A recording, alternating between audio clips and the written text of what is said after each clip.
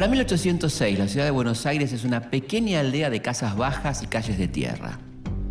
Tiene apenas 45.000 habitantes y es la capital del Virreinato del Río de la Plata.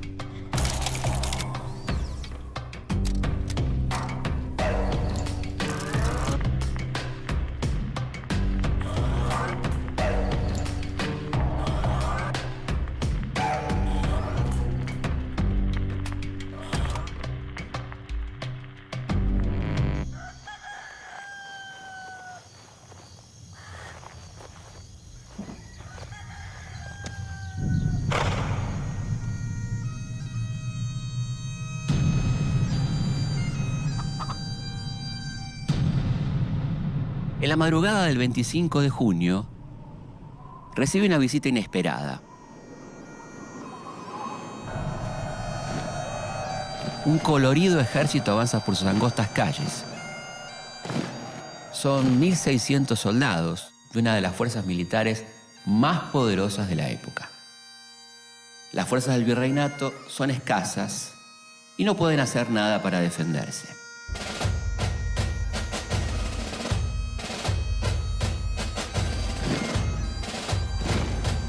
Comandados por el general William Carr Beresford, las tropas llegan sin inconvenientes hasta el fuerte, la actual Casa Rosada.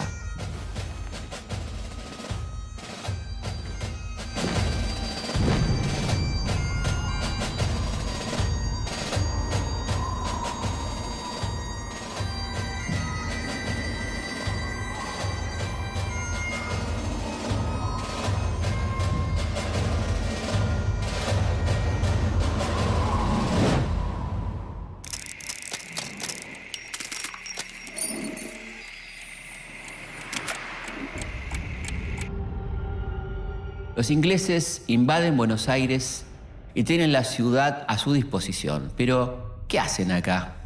¿Por qué atraviesan todo el océano para llegar a esta aldea perdida?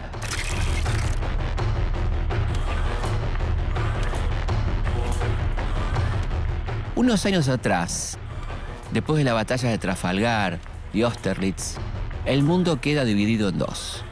Europa es para Francia y los mares son para Inglaterra. Los británicos han alcanzado un gran desarrollo industrial, pero como Napoleón les prohíbe comerciar en Europa, tienen que buscar nuevos mercados. La corona británica manda una poderosa fuerza naval al sur de África. Ahí se enteran de que en Buenos Aires hay un gran botín pronto a embarcar a España y rápidamente cambian el rumbo de su expedición. Pero cuando llegan al fuerte de Buenos Aires, los ingleses descubren que el tesoro ya no está. ¿Qué pasó? El virrey Sobremonte escapó de la ciudad con toda la riqueza del virreinato, dejando a los porteños a merced de los invasores. Sobremonte es alcanzado en su camino a Córdoba y los ingleses logran hacerse con el tesoro preciado. Pero si en 1806 Buenos Aires es una pequeña aldea, ¿por qué tiene tanto dinero en sus arcas? Porque por esa época, la capital del virreinato tiene algo de producción ganadera, pero la mayor parte de sus ingresos provienen de su puerto, el lugar donde se embarcan todas las riquezas de las minas del Potosí, o sea, en el Alto Perú, de la actual Bolivia. Los ingleses toman el control del fuerte y el general Beresford se proclama encargado del gobierno. Su primer objetivo, lógicamente, terminar con la limitación que tiene la corona de comerciar únicamente con España.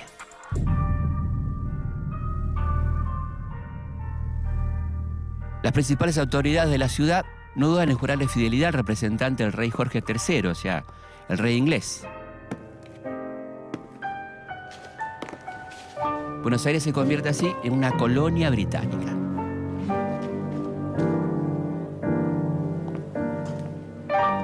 Los ingleses son muy bien recibidos por la oligarquía porteña. Se enteran de que el comandante inglés es muy goloso y le regalan grandes fuentes de dulces.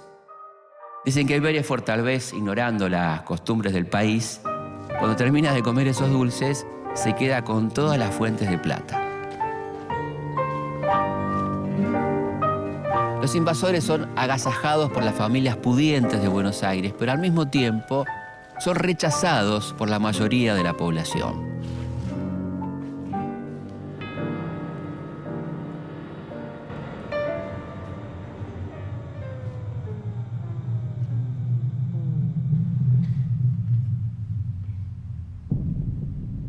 Por esos días se organizan reuniones clandestinas para reconquistar la ciudad. Hay muchas ideas, algunas muy llamativas, como hacer volar con explosivos el fuerte, o sea, la sede del gobierno. Pero entre los muchos proyectos que se discuten, el que logra mayor consenso es el de Liniers. Santiago Antonio María de Liniers es un marino de origen francés que sirve al ejército español como capitán de navío. Llega a Buenos Aires para instalar una planta de pastillas de carne, es decir, el antecedente de los cubitos de sopa. La empresa no se concreta, pero Liniers llega a codearse con lo más granado de la oligarquía porteña, lo que le permite conseguir un cargo militar.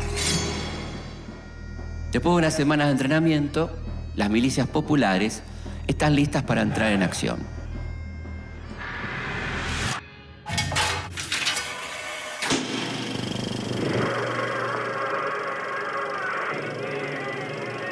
Las fuerzas de Liniers cuentan con alrededor de 1000 hombres, pero a medida que avanza por la ciudad, el pueblo se suma a sus filas. El pueblo entra en escena y la lucha alcanza una ferocidad inusitada.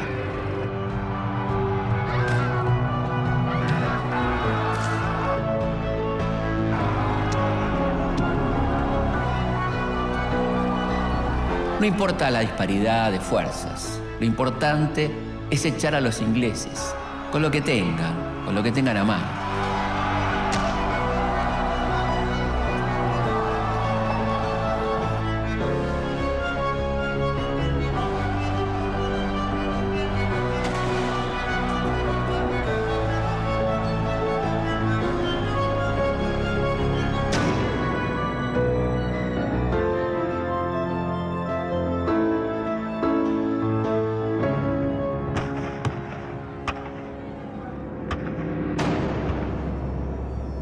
Encerrado en el fuerte, Bereford propone parlamentar. Pero los pobladores no quieren saber nada. Ocupan la plaza y recién se tranquilizan cuando los ingleses asumen su derrota.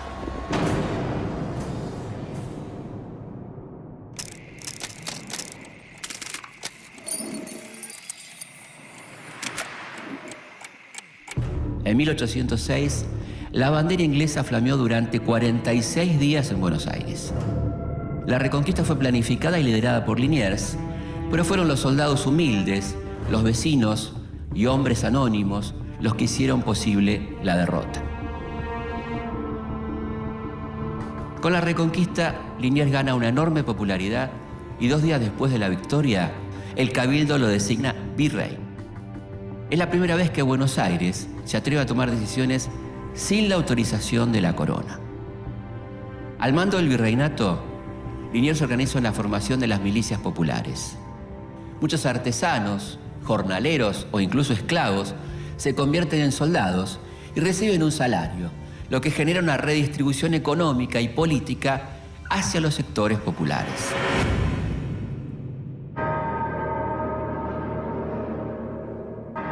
Pocos meses después, la anunciada y temida segunda invasión inglesa se hace realidad.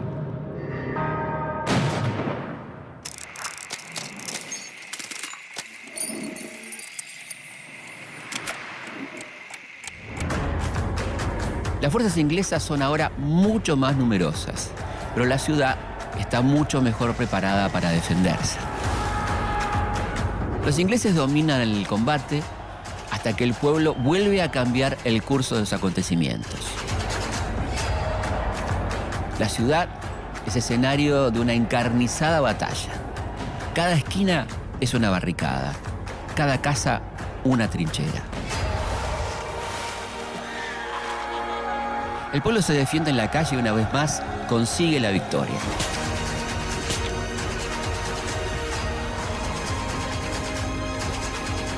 La reconquista y la defensa son un hito fundamental de nuestra historia.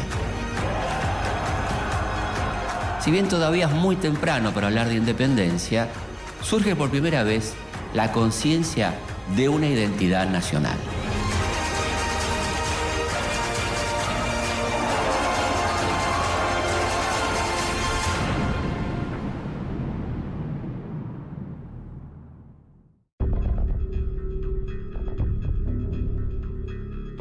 El 13 de mayo de 1810, llega a Río de la Plata una fragata inglesa con novedades muy importantes de Europa. Las autoridades del virreinato intentan que los periódicos no se distribuyan. A pesar de todos sus esfuerzos, la noticia se termina difundiendo.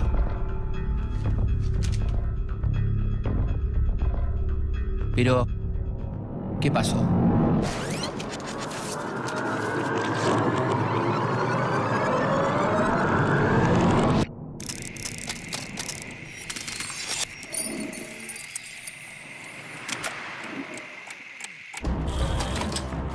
Durante 300 años, los europeos someten a los pueblos americanos. Pero a fines del siglo XVIII, la dominación colonial se empieza a resquebrajar. En Estados Unidos, Haití y el Alto Perú, surgen focos revolucionarios que buscan terminar con el sistema colonial. Mientras tanto, en Europa, Napoleón invade España y depone al rey Fernando VII. Las ciudades españolas se rebelan y se agrupan en la Junta Central de Sevilla para resistir. Pero a pesar de sus esfuerzos, no pueden evitar que España quede bajo el total dominio de Napoleón.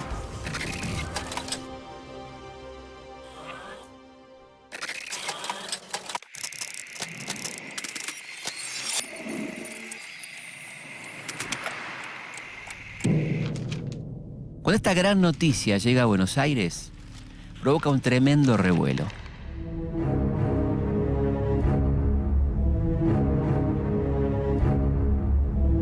Uno de los primeros en enterarse es Manuel Belgrano. Manuel José Joaquín del Corazón de Jesús Belgrano nace en Buenos Aires en 1770. Por su acomodada posición pudo estudiar en Europa, concretamente estudia Derecho en la Universidad de Salamanca, y llega al continente durante la Revolución Francesa y vuelve a América compenetrado con las ideas de igualdad, libertad y fraternidad. En la primera invasión inglesa, Belgrano es uno de los pocos que se niega a jurar fidelidad a la corona británica. En la segunda, participa activamente de la defensa de la ciudad. A partir de ese momento, junto a otros porteños, se reúne clandestinamente para pensar en un futuro de mayor libertad para la colonia. Cuando los criollos se enteran de la caída de la corona española, le exigen al virrey Cisneros la convocatoria a un cabildo abierto.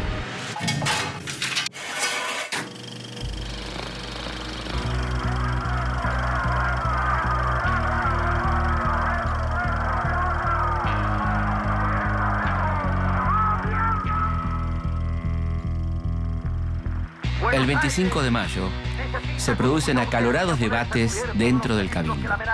Los realistas quieren mantener a toda costa el orden colonial. Los patriotas creen que es insostenible.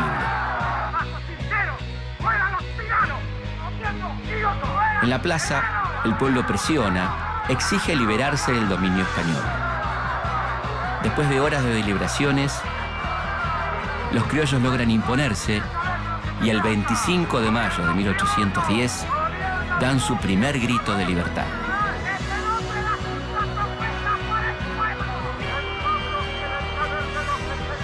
Habiendo salido al balcón de estas casas capitulares y oído que el pueblo ratificó por aclamación el contexto de dicho pedimento o representación, después de haberse leído por mí en altas e inteligibles voces, acordaron que debía mandar y mandaban se erigiese una nueva junta de gobierno.